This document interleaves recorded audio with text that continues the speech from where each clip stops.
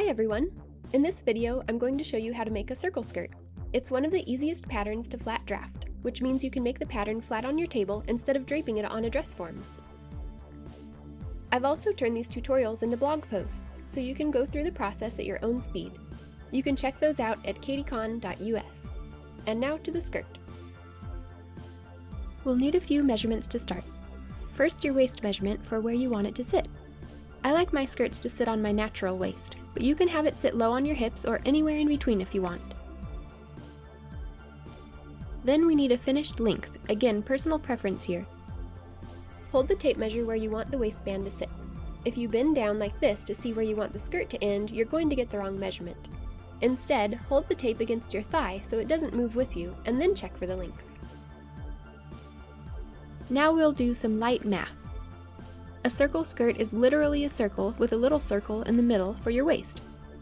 So we have the circumference of the little circle, your waist measurement, but what we really need is the radius, or half of the diameter. The circumference, c, which is your waist measurement, equals pi times the diameter. So, to find the diameter, divide your waist measurement by pi, which is close enough to 3.14 for our purposes. Now you have the diameter of the waist opening. Divide that by 2, or fold your tape measure in half, and you have the radius. Round that up to the nearest 1/8 of an inch so you can find it on a tape measure. So now let's get some pattern paper. Draw a long line across your pattern paper perpendicular to the straight edge, which will be the center front and center back of our skirts. Measure out from the corner and mark the radius length every inch or so and draw in the curve.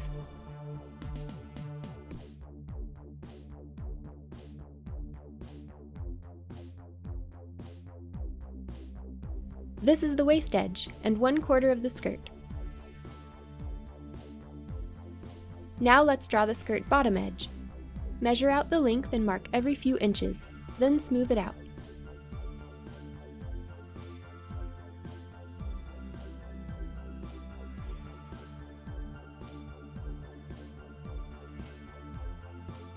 Now let's add seam allowance. We need a 1/2 inch at the waist, a 1/2 inch at the hem, and a 1/2 inch on one side only.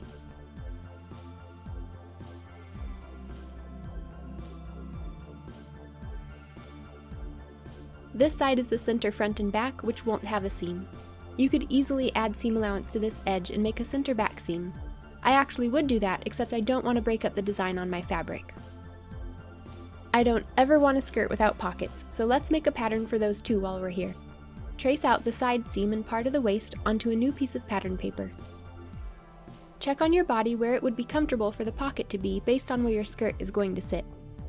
I'm going with 2 inches below the waistband. So I marked that and then put my hand on it. I'm drawing down from the waistband, around my hand, and back up into the side seam a little bit. Use a curved ruler to smooth the curve. I also gave it about 1/4 inch extra for seam allowance. You don't have to extend the pocket into the waistband, but it does keep it facing the front of the skirt better. Now I'm placing my hand over the pocket opening and giving it a mark where it's large enough for my hand to get in and out of there comfortably. 5.5 inches should be plenty. Notch the skirt side seam and pocket bags together to indicate the opening.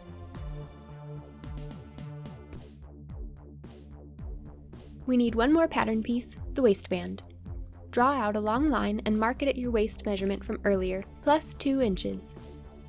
That gives us a 1/2 inch of seam allowance at each end and 1 inch of crossover for the closure. The waistband height is up to you. I'm going to go with 1 inch, so folded over that would be 2 inches, plus a 1/2 inch on each side for seam allowance brings me to 3 inches. So I'm marking along the waistband at 3 inches and drawing the line. I'll also mark 1.5 inches from one side to indicate where the skirt should end, a 1/2 inch from the other side for the seam allowance, and mark the halfway point between those two ends for the other side seam. Then mark the halfway points again to indicate the center front and center back.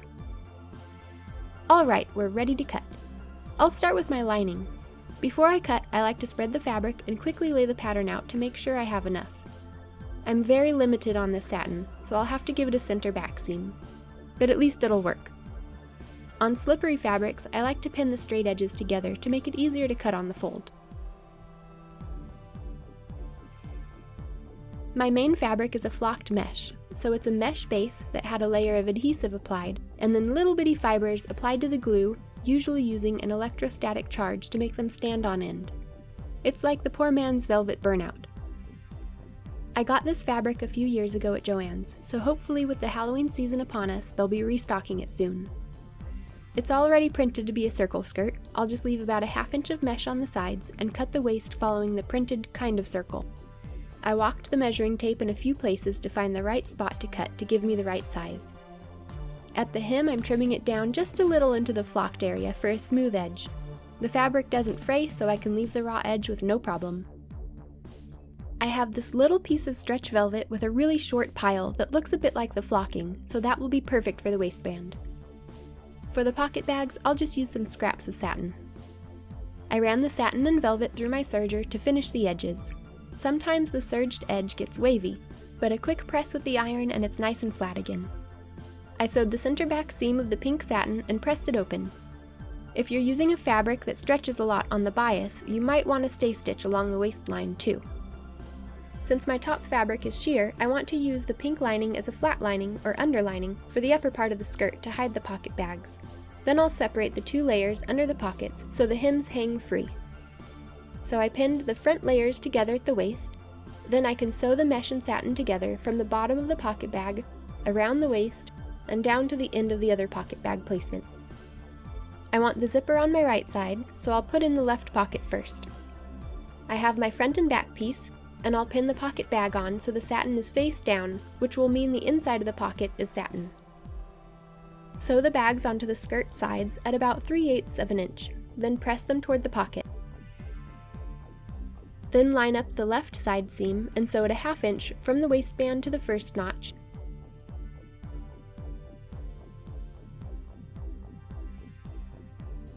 Then sew from the lower notch to the bottom of the pocket bag.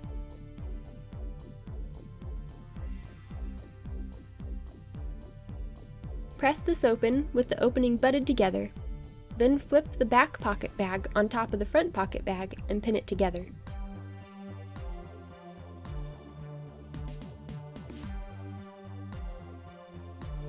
Sew the pocket bag edges together at about a 1/4 inch or right at the edge of the serging thread. I like to sew a second line of stitches right at the edge for safety. To finish the side seam, I need to snip the mesh fabric right at the end of the stitching. Now the mesh can be sewn at the side seam and hang freely.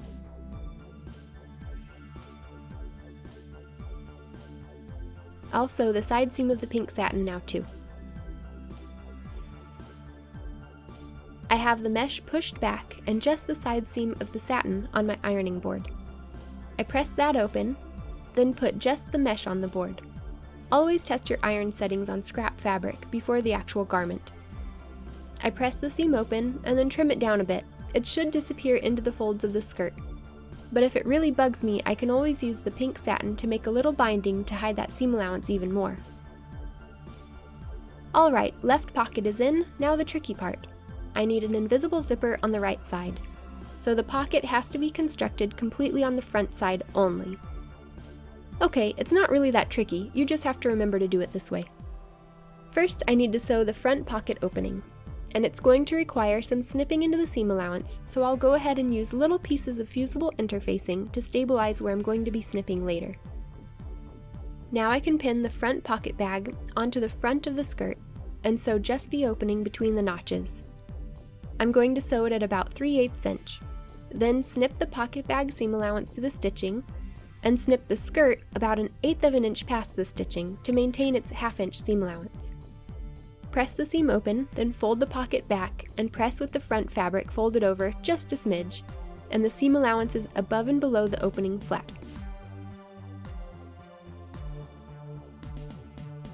Take the back pocket bag and line it up with the edge of the front skirt. Then pin the pocket bags together and sew along the edge twice. Now we have a completed pocket on the front skirt panel. Grab an invisible zipper and unzip it. From the back side, roll out the teeth and press it flat. Then pin it to the front seam allowance, being sure not to pin the pocket opening closed.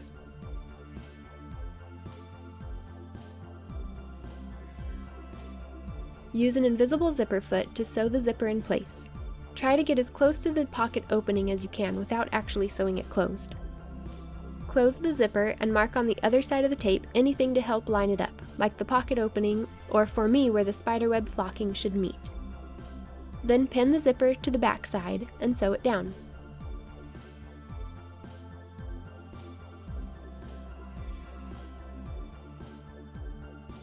Change the foot on your machine to a zipper foot and get right up next to the zipper stitch line. Keep the side seams aligned and sew the side seam down to the edge of the pocket bag just like on the other side.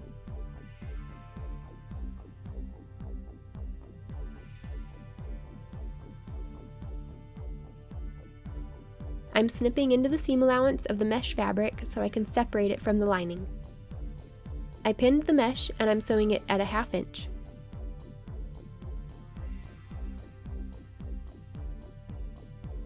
Then push it out of the way and sew the satin side seam right up to the other stitch line. Press them open separately like before and trim the mesh seam allowance. Press the zipper and pocket opening too. I tried the skirt on at this point and pinned the pocket bags where I wanted them to fall. With the edge of the pocket bag pinned up like this, it'll sit closer to my body and not flare out like the skirt does. Then I sewed it down and trimmed it. Now let's prepare the waistband. Usually I would give it some interfacing to stiffen it up so it doesn't roll, but I really like that it's stretchy, so I'm going to just put interfacing for about 2 inches on the ends where the closure will be. Then I like to press the waistband in half. This will make it easier to finish after it's sewn to the skirt. Velvet should be pressed with either a velvet pressing board or at least a towel to protect the pile, which is the little fibers that stick up. But the pile of this velvet is so short the iron has almost no effect on it, so I just press lightly without letting the full weight of the iron sit on it.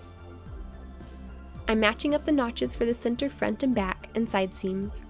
The edges by the zipper should be pinned with the 1/2 inch seam allowance on the front side and the 1.5 inch seam allowance on the back side. I roll the zipper back a little when I sew it to the waistband so that the teeth will be covered. Sew the rest of the waistband to the skirt and check to make sure that it lines up when it's zipped. To finish the waistband ends, from the inside of the waistband I'm folding both seam allowances up and marking the 1/2 inch stitch line on the front side. For the back side, I'm leaving both seam allowances flat and marking the 1/2 inch stitch line.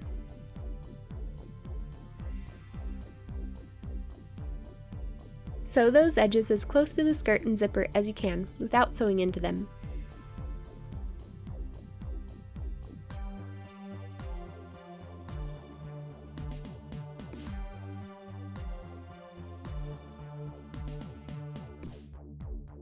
Then snip the corners in extra bulk, but not so much that it's going to fall apart on you.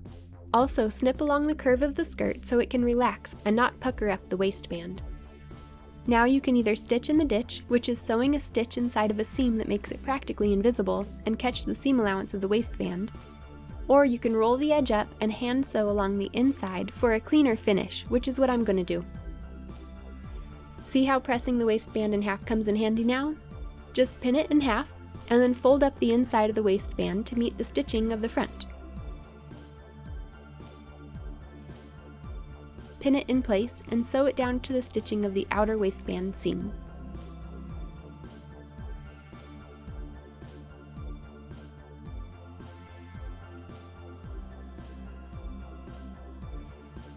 You can add the closure of your choice, like a button or snap, or my favorite, a skirt hook. The only thing left now is the hem. Since this is just a giant circle, there are going to be parts of the skirt that are on the bias. As we know, the bias of most fabrics is stretchy and tends to grow, so we want to get all of the growth out of the bias before hemming. So let's make hem weights. You'll need some kind of ribbon or twill tape and a lot of pennies. I'm using this 1¼ inch twill tape. I cut it 2.5 inches long, folded it in half, and sewed 2 sides. Then I put 3 pennies in it and sewed the top closed. Make a bunch of these, then you can either sew them onto a long piece of ribbon or twill tape, or you can pin them directly to your garment. I pinned them along the hem about 4 inches apart. It took 25 weights to do each side, and you might need more or less depending on how long your skirt is. Hang it up or put it on a dress form overnight and let the weights do their thing. In the morning, take the weights off and let the skirt relax for another hour or so. Make sure the skirt is hanging evenly on a hanger or dress form, and then find the shortest spot on the hem to match the rest to. For a normal skirt, it would probably be the center front and center back, which are on the straight grain. But for me, I've decided to match the length to the shortest part of this spider web, so I'm going to cut off quite a bit. An L ruler comes in really handy for this part, but you can also use a tape measure or a yardstick. Measure up from the ground and mark your measurement with pins all the way around the skirt. Mark them only a few inches apart so you get the right curve.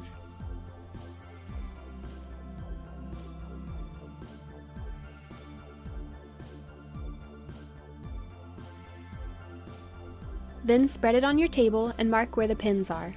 Remove the pins and then draw out the new hemline with a curved ruler.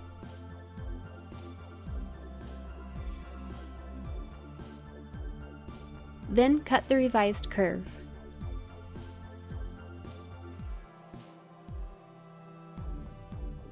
To make the hem, I'm going to sew one line of stitches at 1/4 inch from the edge.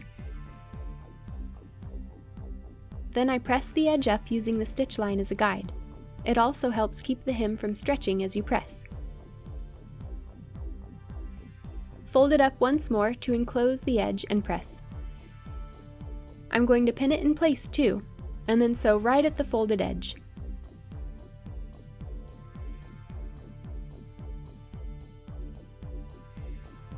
The 4 places of the hem that aren't on the bias are going to be the hardest. Use a pin to tuck the fullness into place as you sew. Press it again and use a clapper for a nice crisp hem. And your circle skirt is done! I love circle skirts. They're cute and fun to wear, easy to sew, and they work with most fabrics. Thanks for watching!